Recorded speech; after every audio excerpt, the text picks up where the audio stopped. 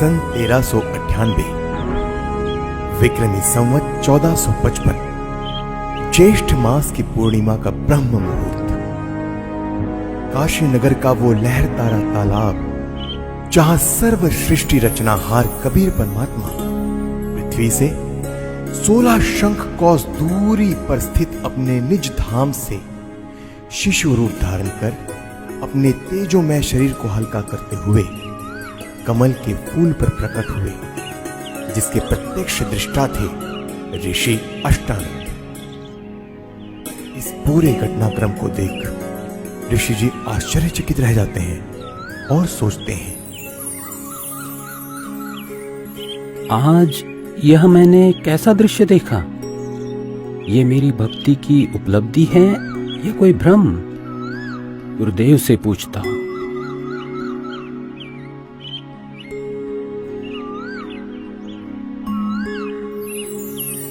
ऋषि अष्टानंद जी के गुरुदेव थे स्वामी रामानंद जी, जो कि विष्णु जी के उपासक थे और वैष्णव धर्म का प्रचार किया करते थे, जिसके लिए उन्होंने 1400 ऋषि शिष्य प्रचारक रूप में भी बना रखे थे।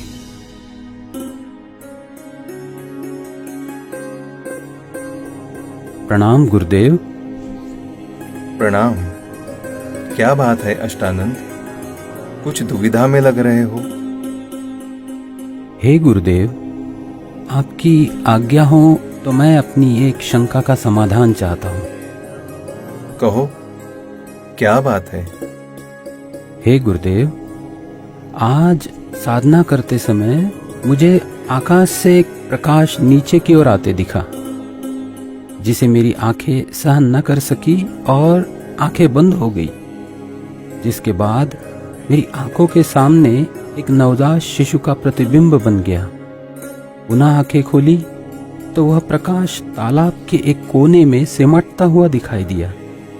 हे गुरुदेव, कृपया मेरी शंका का निवारण कीजिए। यह मेरी भक्ति की कोई उपलब्धि है या कोई दृष्टि दोष? हे ऋषि जी, यह न तो भक्ति की उपलब्धि है और न आपका दृष्टि दोष।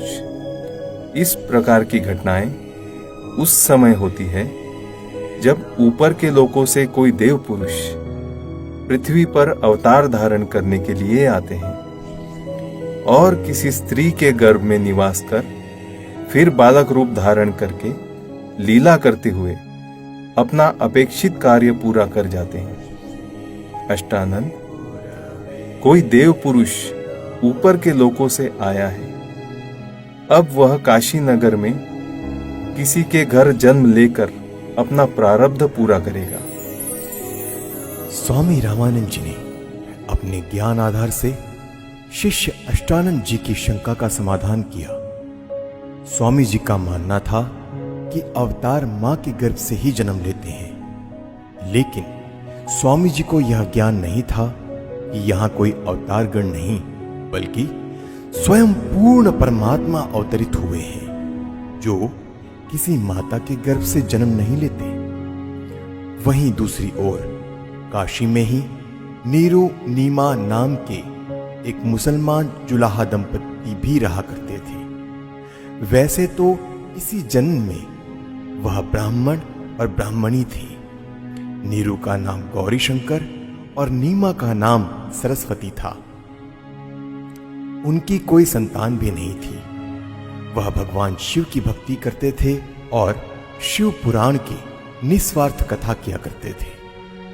उनकी इसी निस्वार्थ सेवा और हिंदू धर्म के बढ़ते प्रचार को देख मुस्लिम लोगों द्वारा जबरदस्ती उनको मुसलमान बना दिया गया, जिसके बाद हिंदू धर्म के ही अन्य पंडित ब्राह्मणों ने उनको मुसलमान घोषित कर उनका कथा करना और गंगा दरिया में स्नान आदि करना बंद कर दिया, जिसके बाद नीरू और नीमा रोजाना लहरतारा तालाब पर स्नान करने जाने लगे। भले ही उनको मुसलमान बना दिया गया था, परंतु अब भी भगवान शंकर के प्रति उनकी अटूट श्रद्धा थी। प्रतिदिन की तरह ब्रह्म मुहूर्त में आज भी नीरू और नीमा लहरतारा तालाब पर स्नान करने जा रहे थे।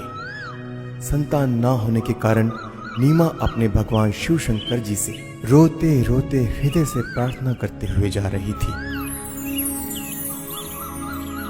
हे भगवान शंकर, आपके दरबार में लालों की कमी है। एक लाल मुझे भी देते तो मेरा इस संसार में हिस्सा हो जाता। नीमा, हमारे भाग्य में संतान नहीं है। अगर होती तो भगवान पहले ही दे देते। आप रो मत। ऐसे रो रो कर अपनी आंखें खराब और कर लोगी। हमारा कोई उंगली पकड़ने वाला भी नहीं है इस दुनिया में।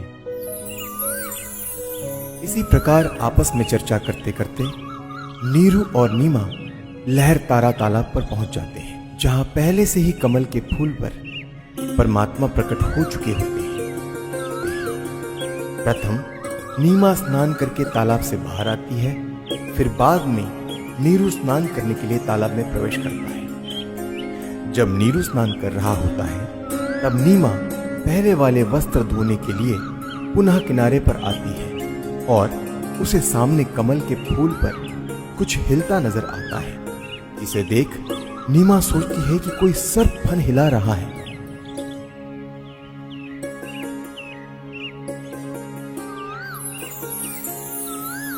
देखना जी, कमल के फूल पर बालक है। कमल के फूल पर बालक है। ये तो बच्चे की चाह में बिल्कुल पागल हो गई है। अब तो इसको जल के अंदर भी बच्चे दिखाई देने लग गए हैं।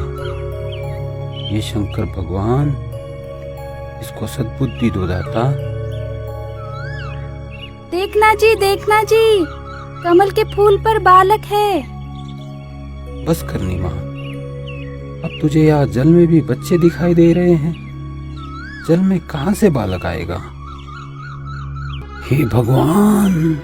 देखना जी, वो बच्चा डूबेगा जल में।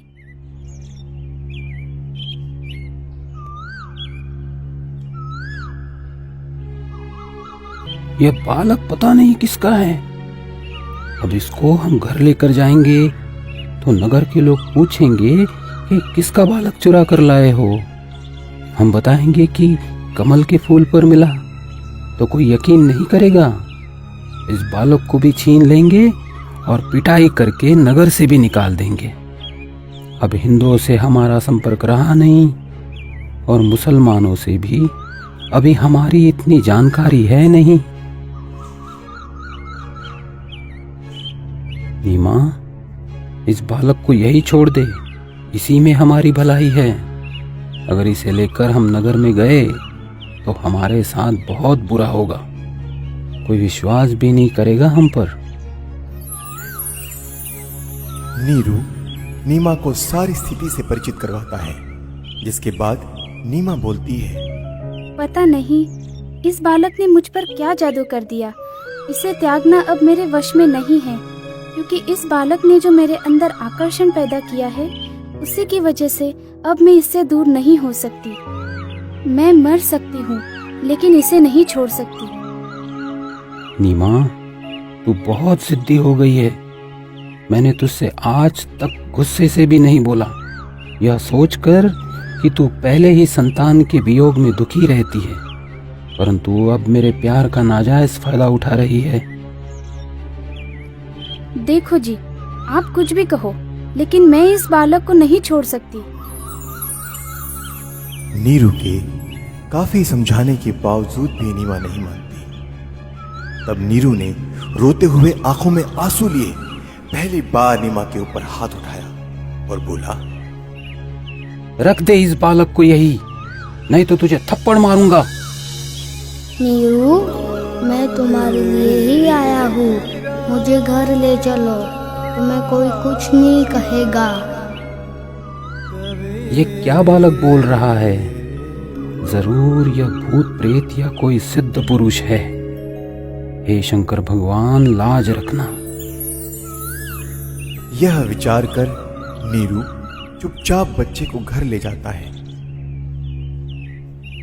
परमेश्वर का शरीर बहुत सुंदर था, आंखें जैसे कमल के फूल हो, घुंघराले बाल, लंबे हाथ और उनकी लंबी लंबी अंगुलियां, शरीर से मानो नूर झलक रहा हो। पूरी काशी में ऐसा अद्भुत बालक नहीं था। नवजात शिशु रूप परमेश्वर कबीर जी को देखने के लिए पूरा काशी नगर उमड़ पड़ा।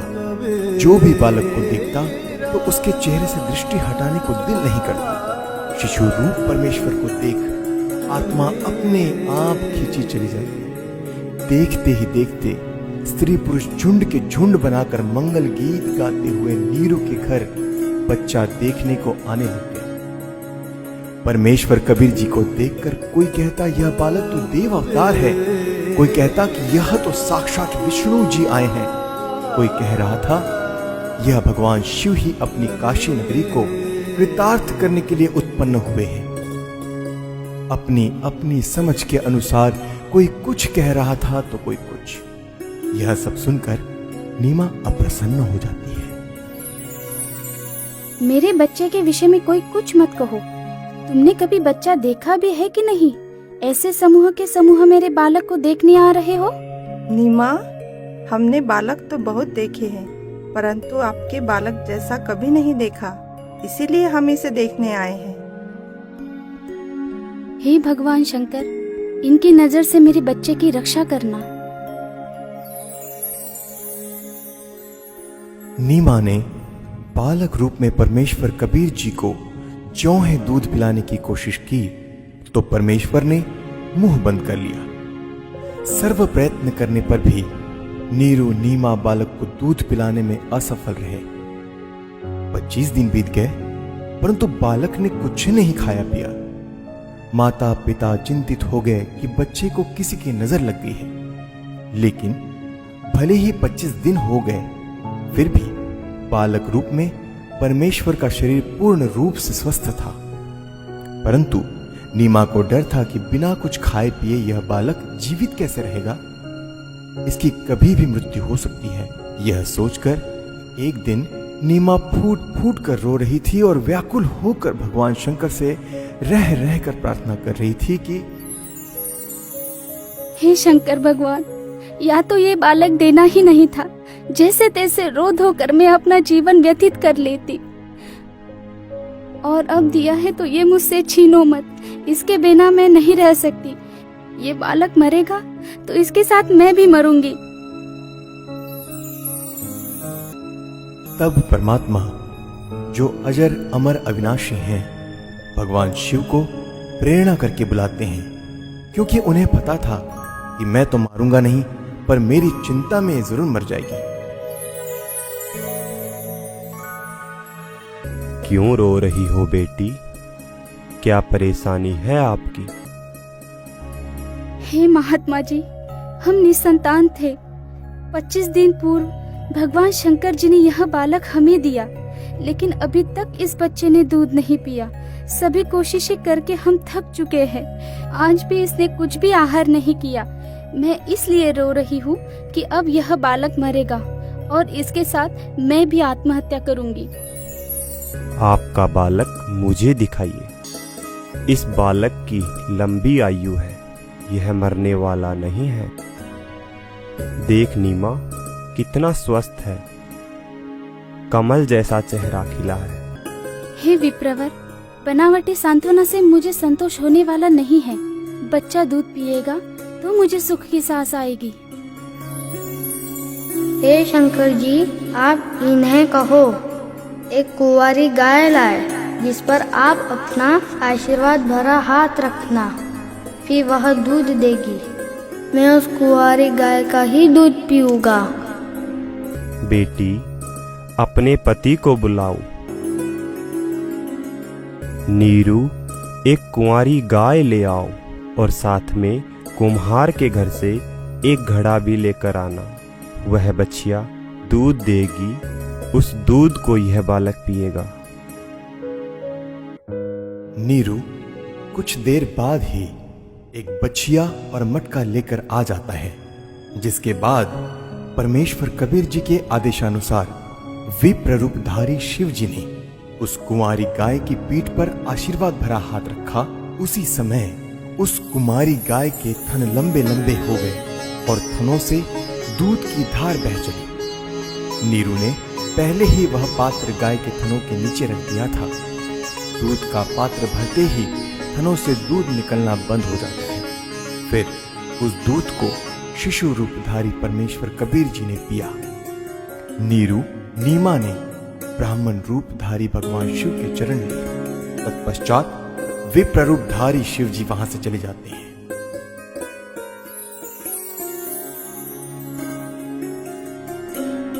नीरू नीमा पहले हिंदू ब्राह्मणी थे, तो लालचवश ब्राह्मण लोग बालक रूप परमेश्वर का नाम रखने नीरू के घर आते हैं। लेकिन मुसलमानों का दबदबा होने के कारण उनसे हिंदू समाज दबता था। काजियों ने कहा कि अब यह मुसलमान हो चुके हैं, लड़के का नामकरण हम मुसलमान विधि से ही करेंगे। इतना कहकर नामकरण के उद्देश्य से काजी कुरान शरीफ को खोलता है, जिसमें प्रथम पृष्ठ की प्रथम पंक्ति का प्रथम अक्षर कबीर लिखा मिलता है। काजियों ने सोचा कि कबीर नाम का अर्थ बड़ा होता है, तो एक छोटी जाति के बालक का नाम कबीर रखना उचित नहीं रहेगा। यह सोचकर काजी द्वारा पुनः पवित्र कुरान शरीफ को खोला गया, तो दोनों पृष्ठ पर कबीर कबीर अक्षर लिखे मिले। इसके बाद काजी ने पूरी कुरान शरीफ का निरीक्षण किया, तो पूरी कुरान शरीफ में कबीर कबीर कबीर अक्षर लिखा था, अन्य लेख नहीं रहा। यह कोई साधारण बालक नहीं है। इस बालक ने कोई जादू जंतर करके हमारी कुरान शरीफ को ही बदल डाला। हे काशी के काजियों, मैं कबीर अल्लाहू अकबर हूँ। कल युग में मेरा नाम कबीर ही रहेगा।